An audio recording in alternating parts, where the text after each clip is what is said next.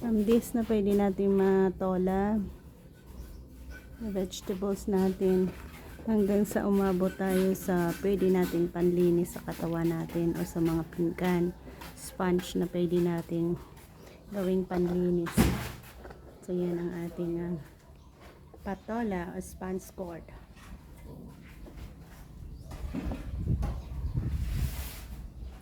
Ang ganda ng ating patola dito. Meron niyang dalawa ang aking nakuha.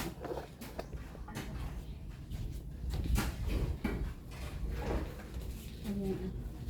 Dalawang magaganda.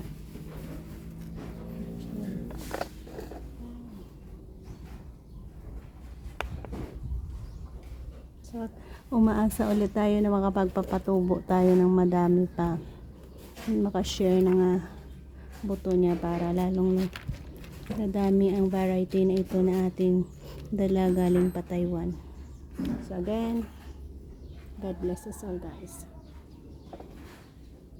So meron pa yan dyan. Dry lang natin konti para lahat ay lalabas. Tama to.